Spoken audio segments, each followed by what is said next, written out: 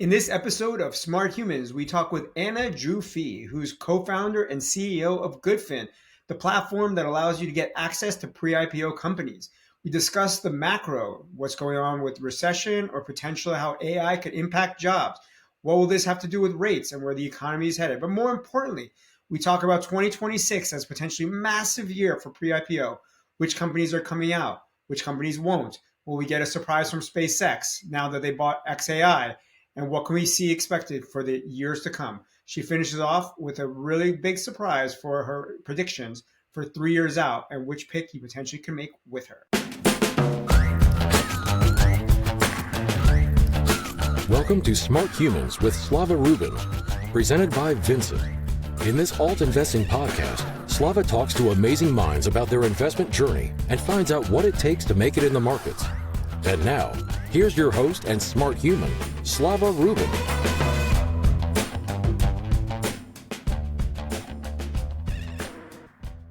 Hello, and welcome to the latest episode of Smart Humans. I'm excited for today's guest. We're going to be talking about the world of pre-IPO and all of these companies that are private doing big things. With us today is CEO and co-founder of Goodfin, Joo Fee. Welcome to the show. Thank you, Slava. Awesome to be here. Absolutely. So we always like to start in the beginning, which is how did you even get into the world of alternative investments? Take us back to college, high school, growing up, how you were born, your parents, you name it. What were the influences of how you got to being into this world of alternative investments? So for me, the entry point was 2016. It was actually my first startup.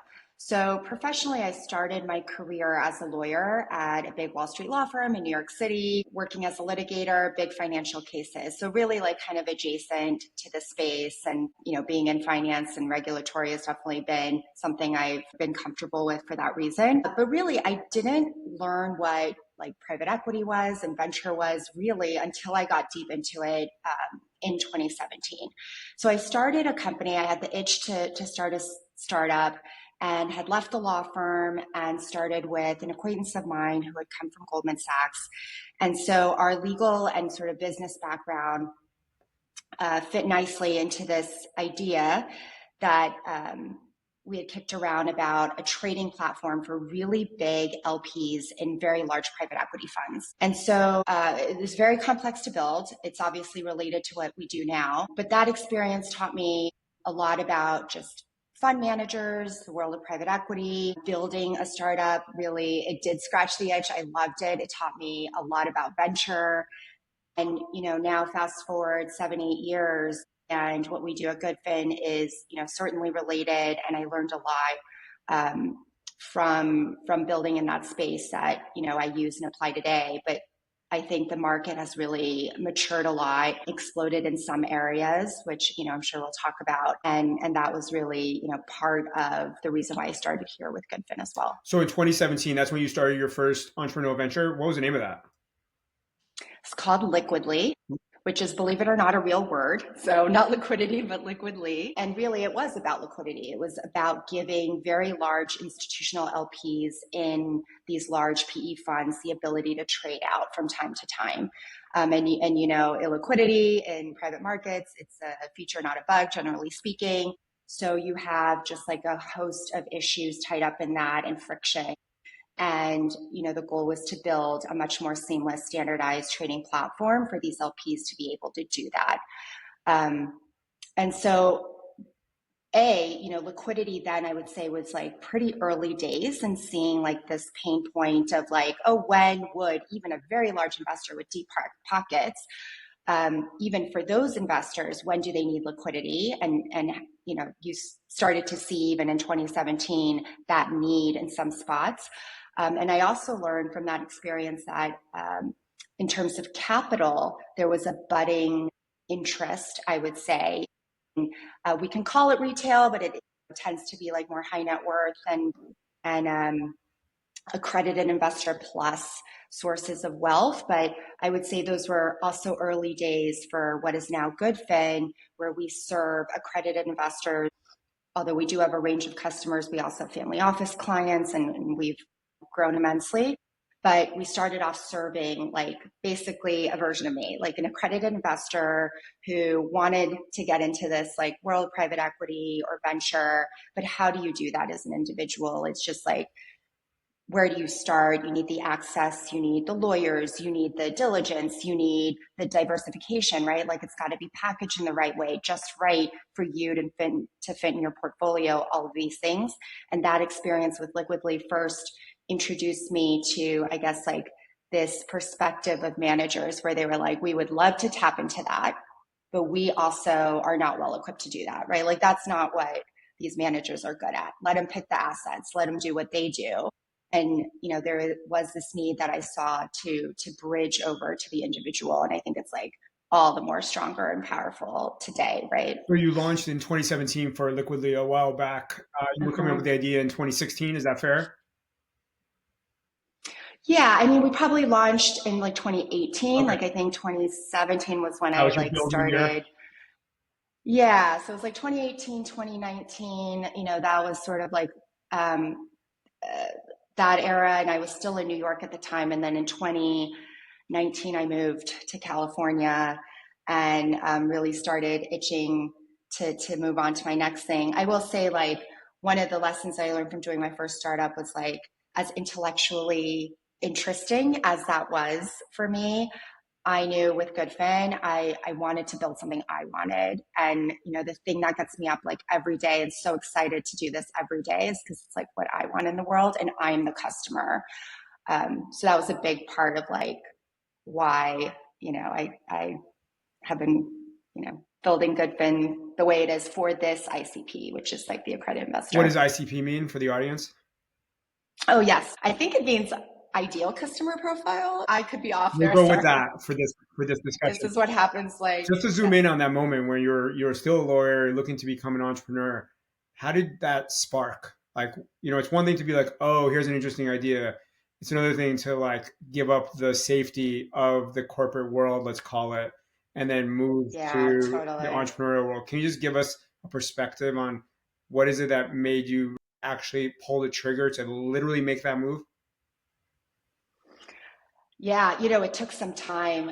I wish I could say it was like one moment, but I think by the time you do that very scary thing and jump off the cliff, the truth is it's been years in the making, right? Like just thinking about it and wondering. I had a lot of friends as early as college, right, who had gone out to the Bay Area. They were part of like Facebook's early days. And I remember at various points feeling like I'm living in this world that my peers are creating. Like I felt like I was reacting and I was a litigator. So like talk about reacting, right? It was like my job to fight and to litigate. And I actually loved my job. I was not one of these lawyers who hated big law and who I thought it was like high stakes. I loved like preparing for trial. There's a lot of parallels, I think, with what I do now. But at the end of the day, I think like this desire to like create is something that I really enjoy and is a big, I think it's the main thing that I find fulfilling. Like having a product that we put out in the world that people have invested all this money literally in, it gives me goosebumps, right? And it didn't exist. And I think like that creator itch was not really scratched at a law firm. And that's the big one that is very fulfilling for me personally. That's awesome. Love the creation.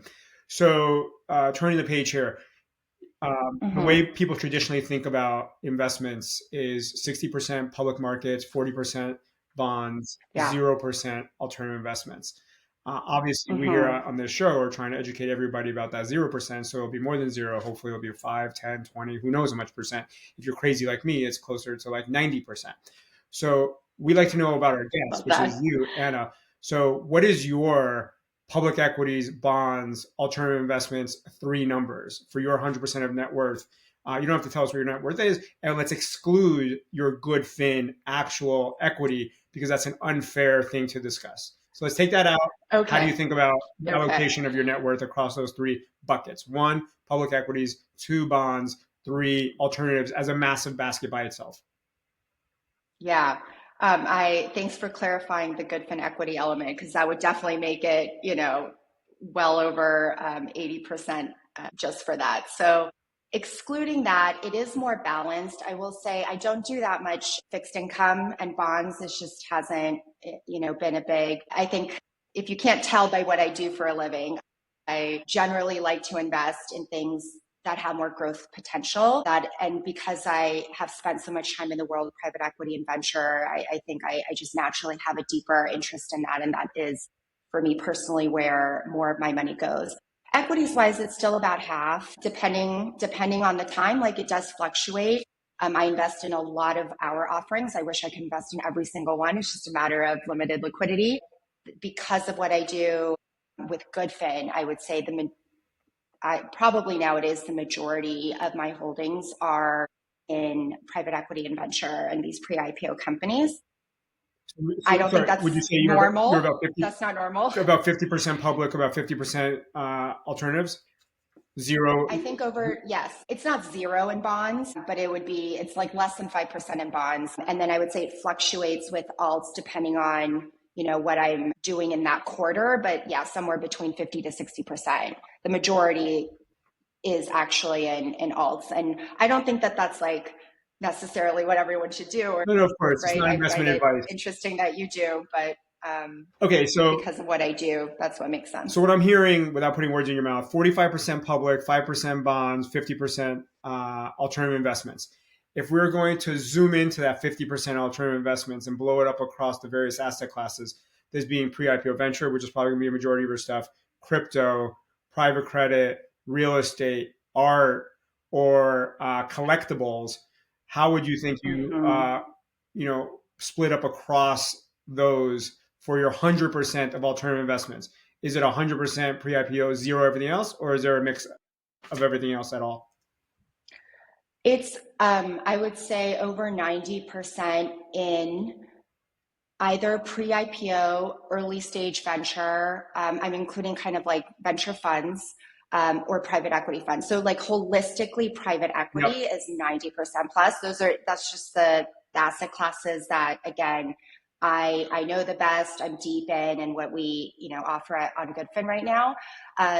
I would say like art and, I do love handbags, but I don't approach that with an investor mindset. Both of those are sort of consumption for me and what I like. And I don't have enough, honestly, to even for that to be meaningful in the bucket anyway. But in the last few years, handbags and collectibles, whiskey, all have been rolling. I'm very intrigued by them. So I do think like it will become more interesting buckets of what I do and perhaps at Goodfin as well. Tell us about, but for now, it's pretty limited. Handbag that's interesting, that is maybe more on the investment side, even though it's for consumption. I would say like my classic Chanel quilted bags are good from an investment perspective. Right. I don't really own, a Bergen. How do you spell that? How do you spell that? Chanel what? What was the Colta? Oh, Chanel. Well, they have like numbers. It depends. I just mean quilted, like the pattern on it is there. Yes, they're classic. And they make a lot of different versions of it in a lot of different sort of styles.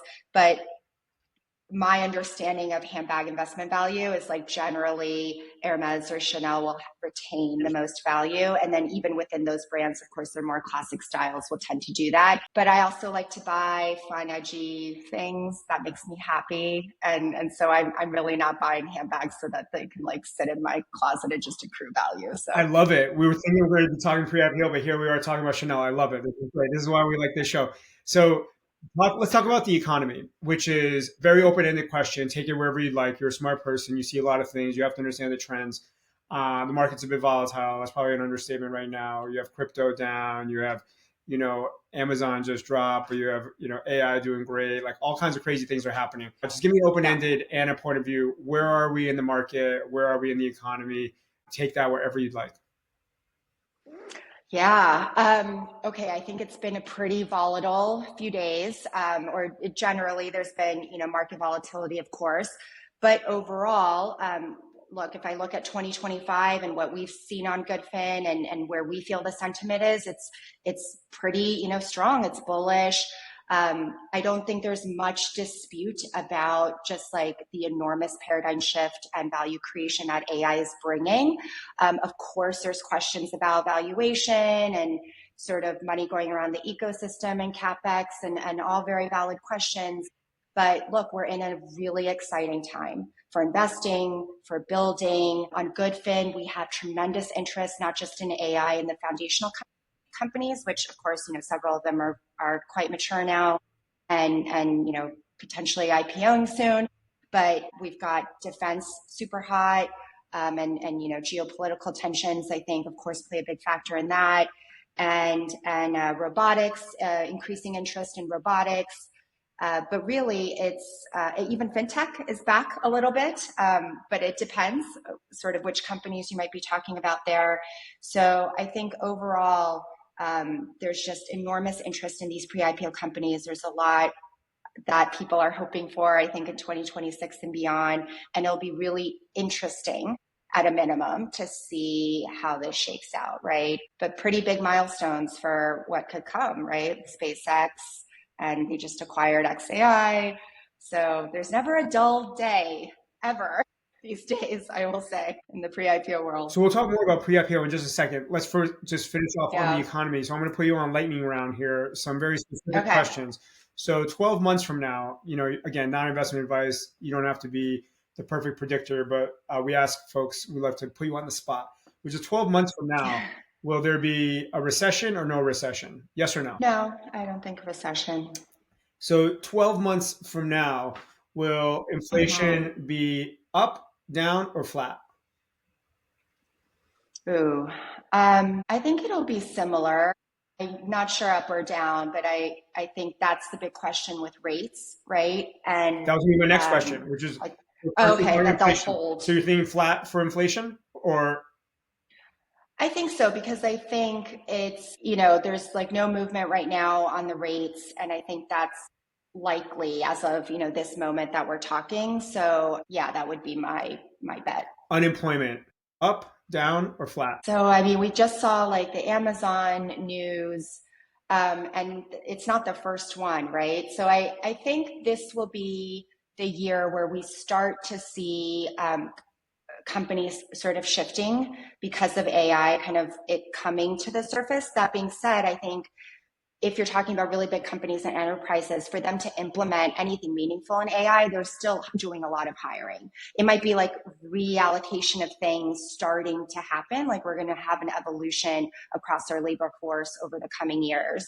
And I think like this could be the year where we start to see some of those things where we're going to look back a few years from now and be like, yes, like that this is why. That being said, I don't think it's going to be like a huge thing. Like we're not going to have like crazy, unemployment, joblessness.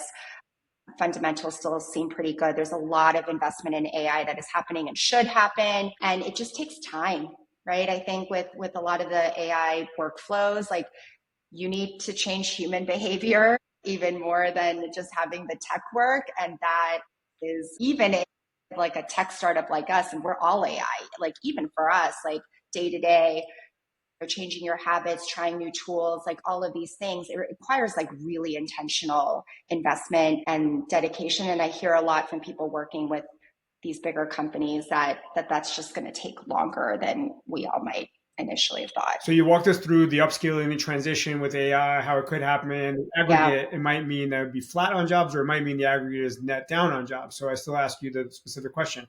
A year from now, unemployment, up, down, or flat? I think it could be slightly up, but I don't think, there'll be sort of massive crises. And all of this aggregates into, no recession, flat inflation, slightly up jobs. What happens with rates a year from now? Are we from today? I think we'll be a little bit lower, just like maybe 1-2 cuts. So 25 or 50 basis points. Yeah, right. But we're not going to be in that like free money era. Trump's not going to be able to get his way again. Trump's not going to get his way with the new Fed chair. I think it's just hard. I just think that's hard to get done, rapidly, just because of the bureaucracy. And, we also have midterms this year, so we'll see how that affects things. But yeah, there's a lot of factors. Final lightning round question, which is the stock market. So the QQQ, or let's call it NYSE, is it up, down, or flat 12 months from today? I think it'll be up. Yeah, I think it'll be up. A standard 8% year over year, or better or worse? That's I think a little bit better than the standard. I also have hopes that some, and I know we'll talk about it, but some of what we might see with the IPOs could boost that as well. But yeah, a little up. Perfect transition. So let's talk about Goodfin. What is Goodfin? Not everybody knows about it. So what is Goodfin, and what can my audience be doing with Goodfin? So at Goodfin, we are an AI native wealth platform where our focus is offering investments in private markets and mostly around, the asset classes that I mentioned, venture, private equity, these days, heavy concentration in pre-IPO companies, because that's really what our users want and where we think there is tremendous upside potential, right? And so if you are an accredited investor, you're kind of on your wealth building journey, but you're sort of like, you don't have millions and a lot of deep connections and the time, quite frankly, to be researching, diligencing, structuring deals. Private markets is not that easy. It's especially with these types of opportunities in pre-IPO, which is why we have focused on that so heavily. And the idea is to give that user the ability to start to build that portfolio or to grow it in a high trust, like heavily curated, right? Because your partners matter, the deals matter, there's wide performance dispersion. We focus a lot on who are we working with? We want Goodfin to be the place where we've done all that hard work and we have a high bar. So we're not trying to have hundreds of companies on our platform. In fact, at any given time, we don't. There's probably 5 to 10 live opportunities, but that we're very focused on the names that we believe are going to grow with the best partners in the ecosystem. That's really our focus. And fundamentally, it is because our bigger vision is not to be a trading platform. We're not a trading platform. We are a wealth platform. This is about giving people the opportunity to invest and grow that part of their portfolio with a more long-term view. And with the AI and all the technology that we're building around it, it's to make that an experience that is also about learning and education and research, and AI can unlock so much of that. So we like to say it's not just that we give you AI investment opportunities, but we walk the walk too, right? We're in it using everything cutting edge to make your investment experience better. And so all of that, it's about investing in these high growth, potentially alpha. I think it's hard to find alpha, especially if you're just a regular accredited investor. Where are you gonna, there's not a lot of places. And this is one of those places. Obviously not a guarantee, obviously, risk, but that's why we have focused here. And we're really, looking to double, triple down on that, but also this year and beyond launching other wealth and financial tools too for this user. So you've mentioned accredited investor a couple of times. So it's not for the retail investor. Is that correct? Not right now. We have opened up our AI so you can come in and use our AI and learn about private markets, ask whatever questions. We're pulling from multiple data sources. We have news agents that will filter and summarize and sort of send you news. There's a lot of things that you can do, but you can't invest. Our offerings right now are just accredited investor only. That will likely change, but we've started, of course, with the sort of obvious place and what is already from a regulatory standpoint approved. And what's the minimum investment?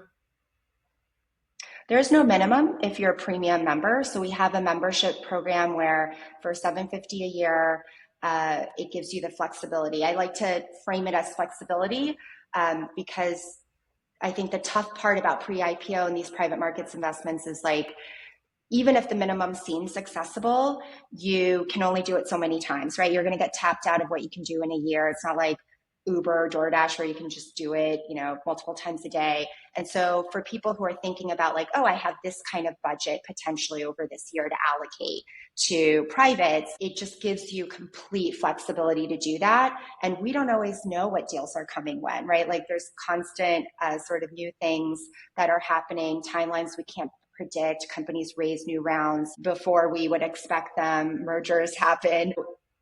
giving people the flexibility, I think, is really important when you're talking about an individual investor with a limited sort of allocation budget. And that was really the goal. It's a product I would have wanted. So let's talk like on behalf of one of our listeners, and I'll act like the investor. So if I want to join, it's $750 to get an annual membership. Is that right? It's $750 for the year to have no minimums when you invest. You can join at no cost. Okay. We do screen. It is like an invite and referral based system, just because like that helps us preserve the integrity of the deals. And we are a community oriented platform, and the managers we work with, they like that about us. Like we're not sort of like out there kind of, we're very intentional, I guess, about sort of like how we educate, cultivate, and bring in our membership. That being said, it doesn't cost anything, and you can invest a la carte. So like each deal, the minimum will range from about 5 to 25K. And so you can do that and wait until you're ready to invest. It won't cost you anything. You can use our AI, you can run deep research reports, you can, everything else is no charge. But when you invest, we take a fee, usually a one-time small upfront fee. And then if you join our premium membership, that gives you the ability to invest with no minimums. We also have a reserve tier, which is like Amex Black and Amex Platinum, right? The reserve tier is for people who are investing typically 6 figures plus in a year. And for that, there's reduced fees. Got it. So let's use SpaceX as like an example. For the sake of this conversation, let's assume you have SpaceX on the platform. Do you have SpaceX at the moment, or? Okay, perfect. Yes. So let's just talk about SpaceX. So if I want to invest in SpaceX, my choice is either to do any amount with no minimum, but I have to be a member for $750. Or if I'm not a member, I then get whatever amount is the minimum. So for SpaceX, do you know what it is? It's 25,000. Okay, so 25,000. So let's say I invested the 25,000. So what will be the fees on that? So what's like my all-in cost to come in for the 25K into SpaceX tomorrow? So I can't publicly discuss all the terms just from a regulatory issue, but I can say that like we typically charge a 1 to 5% upfront fee. Okay. Usually it's 2 to 3% one time for Goodfin. Right. Now, if there are underlying fund managers that we're working with, they will typically have their own fees, and we are transparent about that. We tell you what they are, and full, upfront what you'll be paying. And is there a carry as well, or no carry with your model? It depends. Usually, let's say it's the 25K for SpaceX where I'm not a member. So again, like not just because I can't publicly discuss this particular deal, but I can say generally speaking with SpaceX, usually there is a carry. We work with really reputable managers, and a little bit of a hot take I have is that lowest fees is not always like the number one thing. Obviously, all things equal, you always strive for lower fees, and fees impact your returns 100%.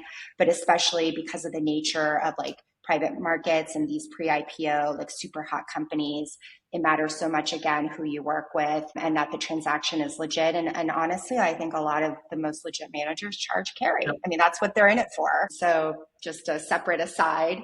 Absolutely. But it depends on the deal. Do you have any like metrics that you can share in terms of like how long you've been around, how many customers you have, the AUM, or anything that you want to share to give our audience a sense of size? Yeah. So we have closed, 80 plus deals at this point. Again, we focus on like the top kind of opportunities. So a lot of them are repeat, right? It's like instead of going to like company number 50, we'd rather do like 5 times of something like SpaceX. So within that 80, it's like, I really think, best in class opportunities. It's not just pre-IPO. We're a YC company. So we do like a mini YC fund. We've done venture, early stage and growth funds, as well as private equity funds. So it is more broadly across just private equity holistically. And I would say like, the vast majority of those 80 plus deals have happened over the last like 18 months. So like we've been growing really fast. So we started 3 or 4 years ago, but we, really hit our stride, I will say, in the last like 18 months.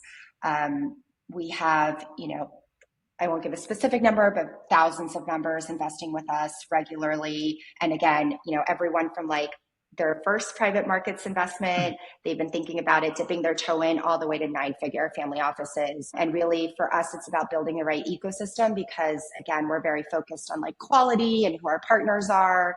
And a lot of that is relationship driven as well. So being like a good player in the ecosystem is really important to us. Great. So it's not surprising that your last 18 months has been strong because everybody's talking about pre-IPO and everybody's talking about 2026 is going to be the unlock.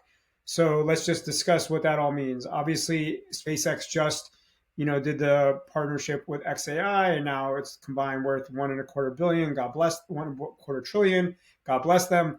You have OpenAI hovering around 800 billion, Anthropic 350 billion, and many more. I just read a story yesterday. Databricks is coming out this year. So what are you thinking is going to happen this year? What are you particularly excited about? Yeah, I think all eyes are on SpaceX, and for me, that is certainly number one as well. And I think because of what's happened with XAI and their acquisition, it makes it really interesting, right? Like it was a more straightforward story even just a week ago, and still super exciting, and like $1.5 trillion target even then. And now I think it's an AI SpaceX story. It is more complicated.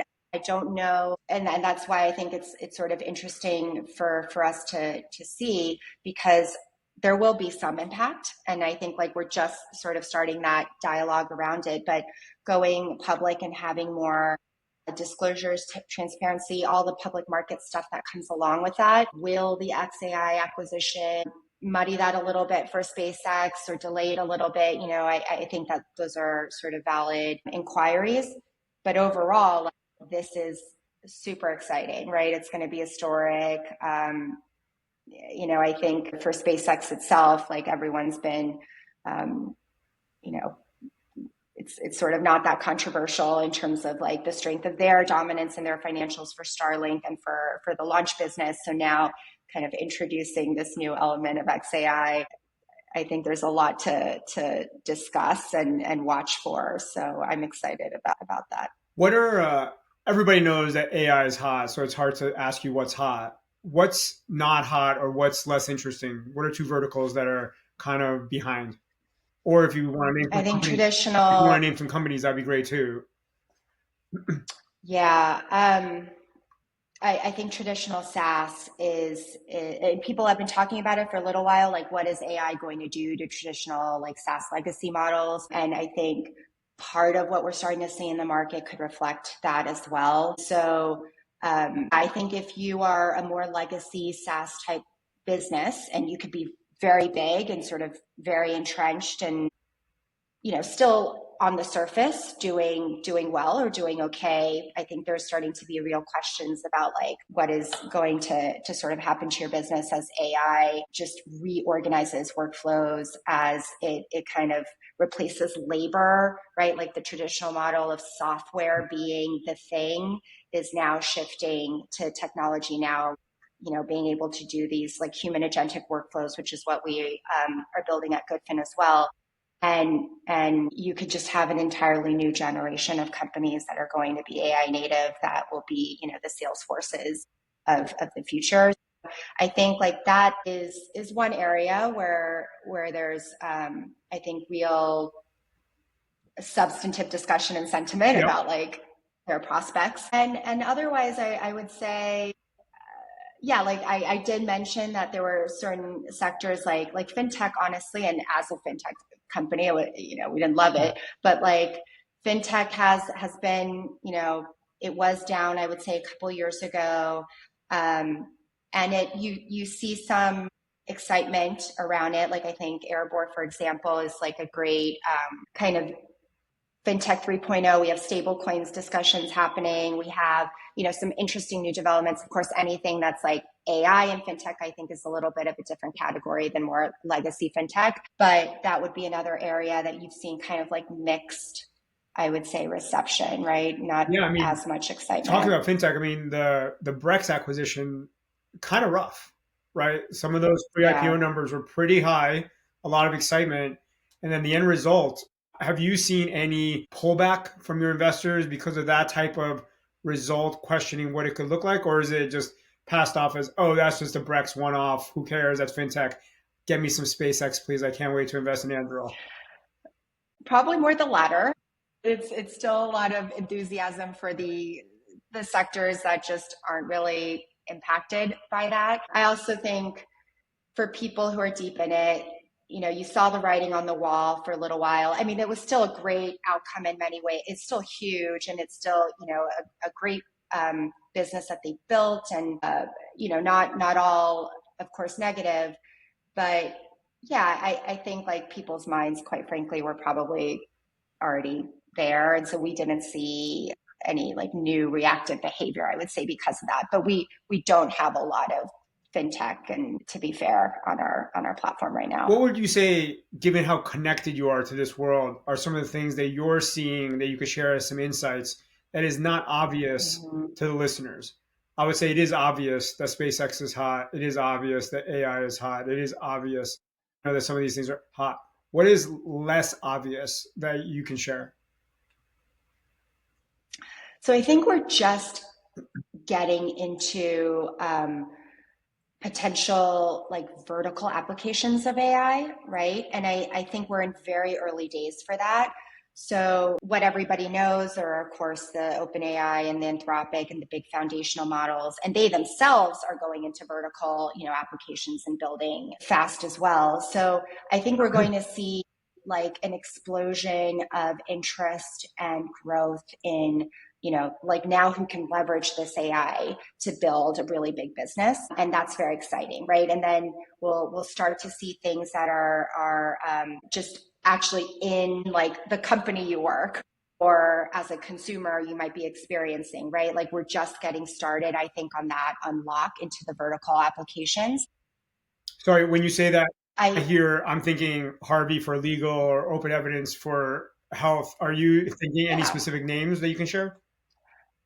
Yeah, those are good examples. It's interesting because I was a lawyer, so I will ask about Harvey time to time. And there's a bunch of other players that are similar. Again, like super early days, like how many lawyers are actually utilizing this? It's still mostly about the prospect and the potential and the actual like real implementation and real unlock for the professionals. I think we haven't seen. And so we're like, when that happens, it will be like huge productivity unlocks. And, that I think, again, going back to kind of like, oh, well, the humans have to change their behavior too. They actually have to utilize it. They actually have to learn it. They actually have to like embed it into their day to day. That is still early days. So yeah, legal, tons of healthcare applications. Look, it's happening in financial services. That's what we're working on. So really like professional, developers, like our code is already like 80-90% Claude. So that was like the lowest hanging fruit. And then I think you're going to see across services, professional services, a lot of these industries really starting to see that impact. And then, so yeah, that's what I mean by vertical. Awesome. And then we played the game for the public markets and the macro. How about in the private markets with this pre-IPO? Do you have any hot takes on how many deals are we going to see? Who do you think is going to IPO that most people don't think is going to IPO? Who do you think is not going to IPO that most people think will IPO? Like, what's going to be the one that bombs? Like, what do you have any hot takes? Oh, I wish I had a crystal ball. A year from now, what are your point of views on hot takes in this pre-IPO space? So I do. Let me ask this first. Will it be as hot as people are hoping it will be, or will it be less than that, or more than that? I think by calendar year end for 2026, it might not everything we had hoped for initially might have happened, just because I think it'll be hard in terms of like timing to be that fast. But I think into 2027, like if we're talking now about what will happen over 24 months, I do think like that is a much more realistic time frame. And that's where I think like OpenAI, Anthropic are very possible. Databricks. I still hope for SpaceX for this year. But again, you're not holding your breath? Well, I am. As of today, I still am, but I do think like this XAI acquisition has complicated it, and it's still like people are still processing. So I think that will be the first question I have. But how about Stripe? Elon has been saying they're on track. Stripe, Stripe is such a great blue chip company, and yeah, I don't feel like it's urgent for them. And they're working on a lot of stablecoin infrastructure, which is very interesting. Yeah, it's never quite as high on the IPO, like is it going to IPO next list that I've had. That might be a surprise. If they do, we'll be very happy, but I'm not sort of betting on it at the moment. So you're saying you're surprised that potentially SpaceX will not this year? That's your surprise to look out for? I think it could be a surprise. I think it could take a little longer. And that's why I say if we're talking into 2027, well, then I'm like sort of, much more optimistic. Yeah. Perfect. Anything else you want to cover related to Goodfin or the markets? No, I think like this is why it's so exciting, right? We have so much to talk about. I'm sure if we were talking next week, there'd be new news to discuss. Right. So. Elon might pull in Neuralink into SpaceX because why not? I mean, exactly. All jokes aside, you're obviously very smart. You know a lot of information. We all want to be like our guests. So what is it that you're reading, watching, or listening to? So you give us a little insight as to what we can do to try to become our own Annas besides creating Annabots. We'll use Goodfin's AI. We call it Go. We actually nickname it G. So we're like, hey, G. But you can use our AI to get super smart, ask it anything, everything. It'll research anything for you. Beyond that, I will say some things that I love in addition to your podcast, Slava. Michael Sidgmore is a great one on alts and brings in great guests, more on the private equity and kind of wealth side, but very relevant for us and super interesting. The big kind of like bloggers, fintech bloggers. I love Simon Taylor. And then, Matt Levine, of course, is everybody's favorite. Sonali Balsek, I think she's now at iCapital Network. So I love her content. But really, I find like there's actually so much out there now, so much noise too. And it's like just feels so noisy every day. And the market's, quite volatile right now. Surprisingly, LinkedIn, I feel like curates a lot of stuff for me. It's not like the moment there's a delay, there's a lag, but just because my network will write about things that are relevant. And so interestingly, I feel like I go on LinkedIn a lot these days. And that's part of why, just because I feel like whatever my network is talking about tends to rise to the top. And so that's been a little bit of a surprise because, I used to go more to direct to news, but perfect. Sometimes I don't need to. Our final segment, everybody wants to know your predictions. So we're looking for 2 picks. Anna's picks for 3 years out. 1 public markets pick and 1 non-public markets pick. I imagine it'll be a pre-IPO, but who knows? So first, what's your public markets pick and why? So my public markets pick today, so I guess like SpaceX can't be that because I do think it could be public 3 years, but it would probably be Google right now. Which had a huge 25. Huge 25 and kind of like came out not in the, from behind. And really, I think now you see the strength of all their like research and foundational work, as well as their like, of course, massive distribution and what they do so well. So I think, as of today, that would be the one I would pick on the public side. I don't think we're going to see huge differences in movement, to be honest, in the Magnificent Seven. I mean, it could be 8, 9, or 10, but like I do think that the big players, they're all in the AI game. There's a lot of massive spend. They have a lot of distribution and advantages, and I think directionally that's not really going to change or should. Private, I personally like the things that are like not, again, like everyone knows OpenAI now, it might IPO very soon. So thinking about things that could be like the next OpenAI or the next just a little bit under, but maybe not like super, super early 2 people in a basement. I mentioned it already, but Airbor is sort of one I'm watching that was co-founded by Palmer Luckey, founder of Anduril. And it's really like the innovation economy bank is, and they already have a conditional OCC charter, which is really hard to get. So they've got a regulatory start and moat already. Certainly they know the sectors and how to service their target clients, which are really like crypto defense, the kinds of like tech companies that would need a lot of financing, or bespoke or kind of like non-traditional things that legacy banks are not really filling is their angle. And they're still, relatively, I mean, it's still in the billions, but they're still relatively early. Or they are early, but they're still, pretty expensive at 4 billion, but not given where they could go. So that's sort of the angle there. I love this pick. It's the first time we've had it, which I love first time picks. Cool. Yes, congratulations. Yeah. You are the first one to pick Arbor. So just give us just a little bit more for the audience. So started by Parmo Lucky. This is really like an innovative fintech play. Just give us a little bit more information. It is a fintech play. So again, like fintech, I feel like has got its like, exciting players.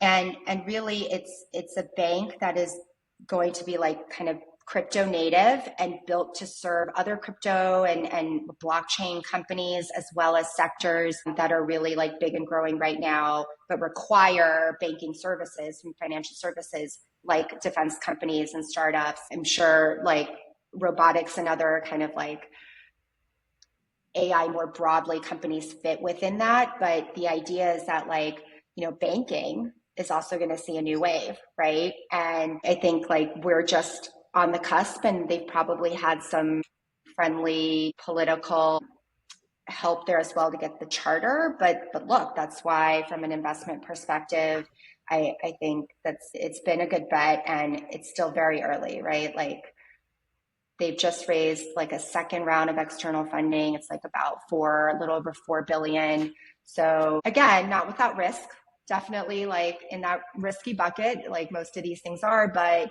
potential upside, much bigger than I would say like a super late stage mature company where like there's only so much more it can go.